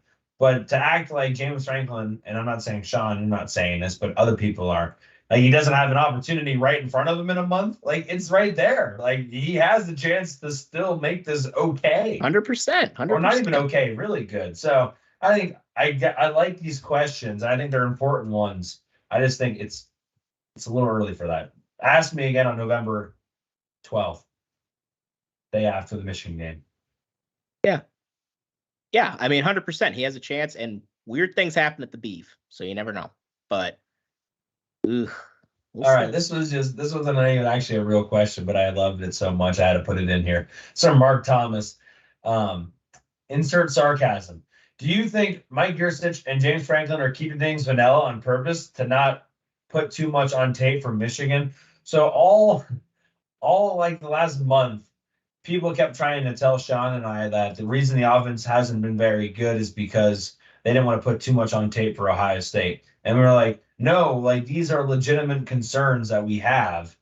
And people are like, oh no, no, no. We're just like, people don't leave this much stuff under their sleeves. Like they are not moving the ball very well.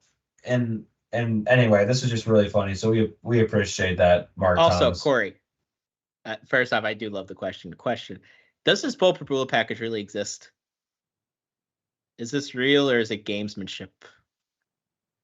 I mean, they have plays. Like, there's no reason why Bo Prabula could. I don't know what they mean by package anymore. Because, like, we probably could have used it once or twice on Saturday. Like, do you use Bo Prabula as, like, is there a package? Or is it just Bo Prabula comes into the same offense and just runs up the middle? Like, or do they have a T formation, like, full house, like, you put in two tight ends like in the H-back set, and he just snaps it and runs right forward like Will Levis. I don't know. Dadum says, I was one of them. I apologize. Regarding the sarcastic comment. One more funny question. This is from Lumberjake. What's worse, the Penn State offense or the ordering system at the Creamery? And if people don't understand this joke, I want to go on a little bit of a soapbox because there's two things that like are stupid about it. First of all, you order your ice cream and then you just go into the ice cream line, and then like whenever someone's ready, they just ask you what you want and then they make it and then they yell it out. That's stupid. Secondly, Sean, have you ever got a milkshake from the Creamery before? Yes, I have. The milkshakes are ridiculous. If you order a chocolate milkshake, they say wait at the very end. So you go over and you wait at the very end. And then the milkshake person just yells chocolate milkshake. And whoever gets to the counter first, they get their chocolate milkshake. I shit you not. I have been in line and 3 people have stole my milkshake while I was standing there. And I wasn't like way off on my phone. Like I was literally like trying to get, because you want to get out of the way of everyone else that's just getting ice cream. And 3 people stole my, I'm like, one person had just ordered a chocolate shake. And then one was like chocolate shake. And they were like, oh, mine's already ready. I'm like, they hadn't even scooped your ice cream yet. What makes you think it's your milkshake? So no, like the ordering system way worse than Penn State's offense, because in my mind, Penn State's offense failed to execute. I think the scheme was okay. They just failed to execute. The Creamery doesn't even have the right scheme right now. Like they are executing poorly for what they're doing, but right now they're not even being asked to do the right thing. So it's not even Ryan close. Ferentz scheme. It's awful. I mean, it's awful. Yeah, it and you know something, like if people get like confused, like I remember my first few times there, the workers tend to look at you like you're an idiot if you don't understand the ridiculous system that they have.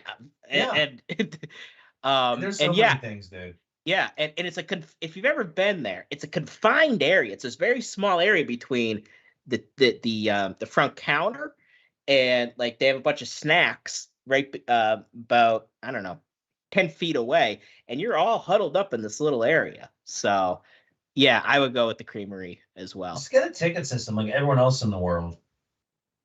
Sean, I'm going to let you answer this question because I know you will you will get fired up over this one. Question here from Derek: is 9-3 acceptable for this season? No. I mean, we have maybe the best defense in the country. You don't go 9-3. And look at the schedule.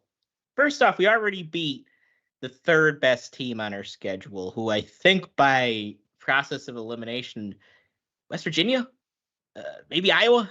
I would go West Virginia. If they were playing a game tomorrow, I'd pick West Virginia to beat them. So we already beat them, and we beat them handily. So yeah, you don't go and lose to Maryland. First off, I'm going to look like an idiot if we lose to Maryland, and Maryland fans will have every right to chirp at the big fat guy from Scranton for hating on Maryland for 2 years, and they'll have every right to do so. But no, you don't go 9-3 when you have, when they're playing well, okay offense when they're playing well, and they're doing their thing, and they tend to do it against lesser teams. They tend to be able to move the ball a little bit better, and an elite defense. You don't go 9-3 against the schedule. No way, no how, not acceptable in the least. No. Sean, I didn't realize that we had a former top 2000 quarterback recruit in our mix, Dedum 22. I don't know who How that about is, that? but thanks for being here. Did he play in college? I don't know. Thanks for everyone on YouTube tonight. You guys have been very lively, which we expected you guys to be. I got two more questions here. And I think this is something that Chris Hale's kind of talking about a little bit. He's talking in chat about receivers and getting involved. This question is from Nittany Pete. What is it going to take to get weapons like Marvin Harrison Jr., Xavier Worthy, Keon Coleman, someone who's reliably going to make the play when targeted and make the play when needed? Great question. I think, first of all, Sean, very good question. They've had that before. And like you've had a Jahan Dotson like not that long ago. KJ Hamler to a slightly lesser degree, but still, you've had Chris Godwin and Deshaun Hamilton. Like you had those Allen Robbins. Like you had a lot of those guys compared to a lot of the other positions that Penn State's lacked. But yeah, they don't have one currently, or at least we haven't seen one yet on the roster to pop up. But I mean, they've had some really good receivers to make those plays. And I think Keandre Lambert-Smith could be that guy. He hasn't really been given that many opportunities. That throw that Drew Aller had, like that one-on-one deep ball on the sideline that Penn State fans wanted a defensive pass interference for. I was like, no, like it was just a really bad throw. Like if Drew Aller actually gets a hold of that thing, and I think there was a little bit of wind, but if he throws that where it's supposed to be, Keandre Lambert-Smith actually has a step on that guy. And it's going to be an interesting play. That ball's on the right side of his shoulder towards the numbers over there. Like that could have been caught. And that ball was not where it needed to be in any capacity. But I think Keandre Lambert-Smith, first of all, he has made those plays. He has been that guy before. There's no reason he can't do it again. But, I mean, you got to give him chances. And besides slant routes and little comeback routes, there was another throw, Sean, that Drew decided not to throw. One-on-one, KLS landed up in the slot, just kind of a wheel fade route to the corner. Drew Aller never even considered throwing it to him. And like you just want to let your one-on-one guys, let your best players go win you a couple balls.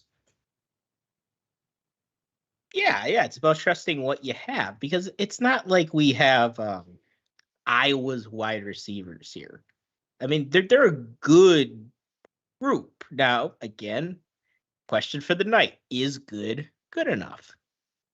I don't think it is, because do we have a Marvin Harrison? No. Do we have a Keon Coleman? No, we don't. And to answer the question, because I think it's a good one,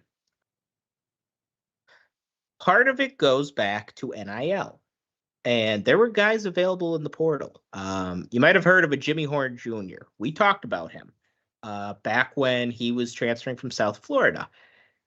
And we said, this guy's really good. This guy is a baller.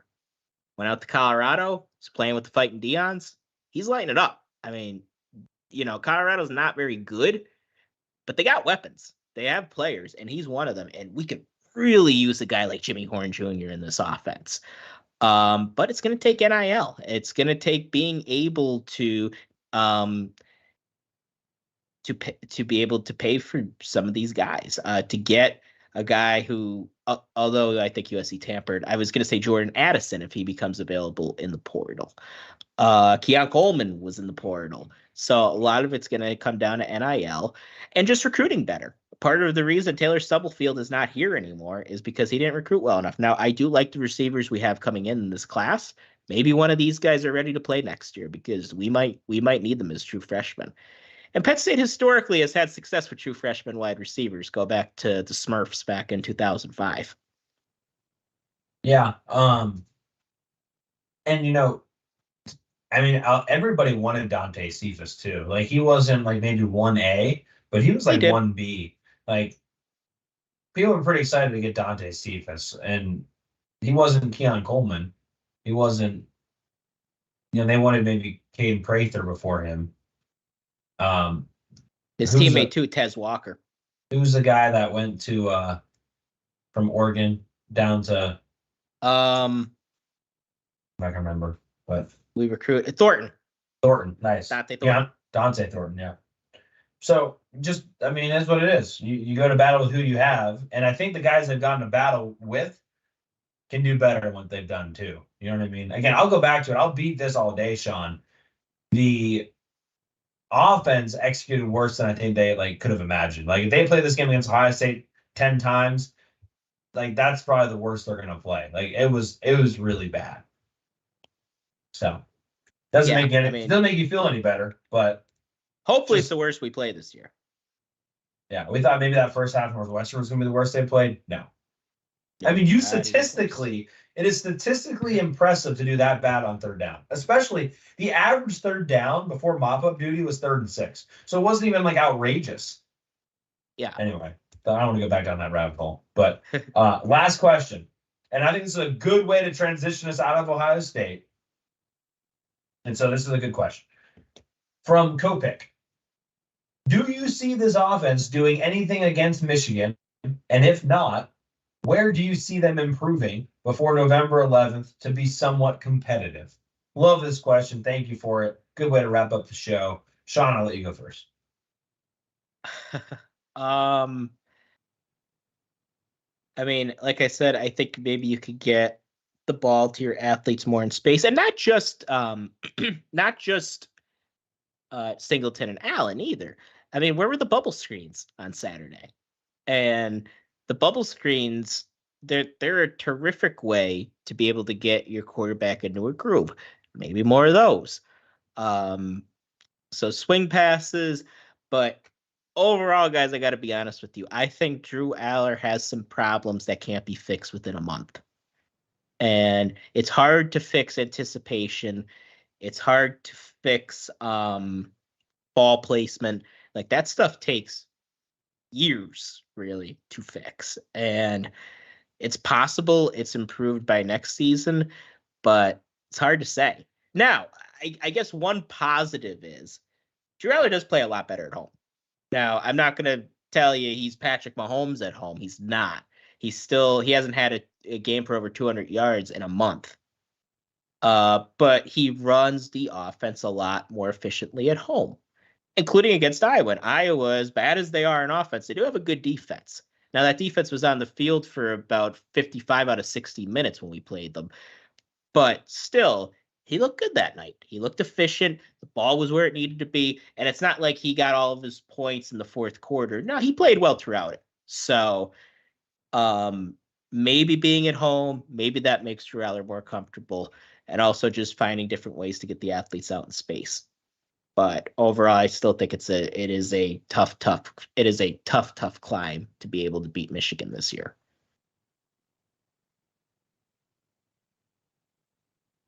Yeah, I will stick with Aller too, and say that's what's got to improve. I will say this: we know Penn State can beat Indiana, and I think we all know that Penn State should beat Maryland too. But if they beat Indiana and they beat Maryland by 40, and they just run the ball and they do what they did against Iowa or Illinois or Northwestern, and they don't get Drew Aller any better, then there's no reason to expect the offense is going to struggle mightily against Michigan. So I look at these next two games and I'm like, you have a great opportunity. I don't care if you win these games by 5 points. Find a way to get Drew Aller some serious reps. Throw the ball 40-plus times. I don't care. Let the receivers eat or die trying, because you are not going to beat Michigan and you're not going to achieve your goals anyway. So you might as well learn and get better and do something that's actually going to improve your team for that matchup instead of just running the ball 30 times, winning the game 40-0 and saying, oh, yeah, we're ready for Michigan now. No, you're not. No, you're not. So I'm all like, hey, let's throw the ball 40 plus times. Because here's the thing, Sean, and I'll wrap my whole episode up here with this, right? Drew Aller, when he comes into the game against Michigan, is going to need to have the ability to throw the ball down the field and in the middle of the field to win the game. So whatever you have to do to make that happen in the next 2 weeks, you got to make it happen. Otherwise, you might as well start Bo Prabula because, again, at least he can stretch plays horizontally. At least he can put stress on the defense and the linebackers with his legs. Drew Aller is not going to be that Sean Clifford, Trace McSorley type. Like, he's got to make plays with his arm, and he really hasn't even tried enough. So, Sean, I'm like, send it against Indiana. Send it against Maryland. 40-plus passing attempts, just 5 wide every play. I don't care if you go 3 and out, but you can't just use the running game crutch for the rest of the year. You got to get the passing game better before Michigan, or you're not going to win. Would you say throw it up no matter what? Chuck it. Chuck it. No, I hear what you're saying, though. And that was part of what was frustrating going into this game. Like, we just weren't throwing across the middle. And we were saying at the time, this is your time to make a mistake. And I said before the UMass game, I would much rather him make a mistake against UMass, maybe even throw an interception, than against Ohio State. Now, I'll give him this. He didn't throw an interception against Ohio State, but he played about as bad as he could without throwing an interception. And it's not going to get it done. And I agree with you. I think they have to try to air it out these next 2 weeks because they're going to beat Indiana. Maryland, you're a little more concerned about, but they've already started to go full Maryland, losing to Illinois. Wait a second, breaking news about Maryland. They just won full Maryland even more. Kevin Sumlin, their current offensive coordinator, former A&M coach, just got arrested for DUI on Saturday. Oh, jeez. And he was in Florida on Saturday. Do they have a bye week? They didn't play this week. He's in Florida getting a DUI. Come on, dude. So they're already turning to Maryland. Yeah, that's just another distraction. Again, it's Maryland. Sorry for interrupting you. No. That's some interesting news. Also for Michigan, we better take a good look at who's buying tickets, and it's nobody named Stallions. Because just trust me on that. That's quite a name too. I never heard of a man named Stallions in my life. It just sounds like a guy that would be involved in some shady stuff like that. Yeah. What Sean's referencing is there's reports that this guy had purchased tickets for games. Like he uses actual name for these tickets for the scouting debacle that's going on at Michigan right now. A little bit more came out today. Dedum wanted to give you a shout out for throwbacks, shout outs of the show award to Sean with the 5-star quarterbacks of the past, plus the Herb Hand reference. So congratulations there, Sean. Yeah, I don't think we've mentioned Herb Hand much this year. Good cook back in the day. Apparently. He's good at something. He got a job from a lot of different places, though. Like he did. Went to Maybe Auburn, he was better than he went to Texas. He had a really good. Did he? Okay, someone might not want to quote me on this. I swear he went to Oregon too. I don't know if he went. I remember he went to Texas. I think he was with Tom Herman. If I remember correctly. Maybe it was Auburn where he. One year, like his offensive line hadn't given up a sack for the longest time. Yeah, he had success at other places. Here he didn't. And to be fair to Herb Hand, he had 6 scholarship offensive linemen when he came here. So, it's going to be tough you could bring the Eagles offensive line coach in. It's going to be a tough I wonder, battle honestly, like I love Trotwine, but I wonder what the relationship's like because Herb Hand, only American Conference offensive line coach, have all 5 of his starters earn some sort of postseason honors last year. In 2022, UCF's offensive line led the nation of least blown block assignments on design runs. Yeah, well, hey, I mean, I because I knew he had success before he got to Penn State. Even Yeah, I think he was at UTEP, maybe, I just closed it out. or UTSA, or one of those schools that I remember they did a good job, Tulsa. and I think he was pretty solid at Tulsa. Vanderbilt. Tulsa, that's who it was. Yeah. And I think they were pretty solid at Vandy. He just didn't work here, and like I said, it's kind of hard. It's kind of hard to make lemonades out of lemons sometimes. Right. So. Hey, thank you guys all for being here. We kept it under 2 hours, which Mike Vales didn't think we were going to do that. So suck it, Mike Vales. But we kept it under 2 hours. We appreciate you guys being here. Not fun to lose. Penn State's still got obviously everything in front of them. They just got to find a way to beat Michigan. Gotta get better these next 2 weeks. I don't know what the weather looks like for Indiana on Saturday, but hopefully it's good throwing weather. Well, Sean maybe can look that up while I do my last little things here.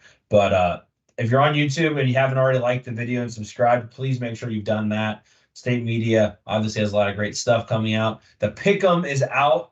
Go make sure you do your Pick'em. I want everybody to know that I am alone at the top, baby. Leading the way in the Pick'em. I am the reigning champion. I won last year. I'm coming for my second. So make sure to go fill out your Big Ten Pick'em. If you're on the podcast, please make sure you subscribe wherever you're listening. It's Apple, Spotify, Napster, wherever you're listening. Sean? 73 partly sunny. 73 partly sunny. That's throwing weather. That's right what there. you want. Yep. So it's a fighting Tom Allen's. Yeah. We will we'll be back on Wednesday. I saw an article already about like how does Indiana fire him, unfortunately. So I think that's coming sooner than later. Yeah, that's a tough job, man. Yeah, but a big fan of Tom Allen. I would like the Penn State should just hire Tom Allen as like a consultant for just before big games and let him give the speech. Fine with me. Just roll him out there. He gives some good speeches. We will be back on Wednesday for some final thoughts, press conference, practice thoughts, and notes. And then we will turn our attention to the Hoosiers. So thank you guys so much for being here. We will see you on Wednesday night. For Sean Kane, I'm Cory Lestochi. You've been listening to Hardcore Penn State Football. See you, everybody. Bye, everyone. Have a better night than these last couple.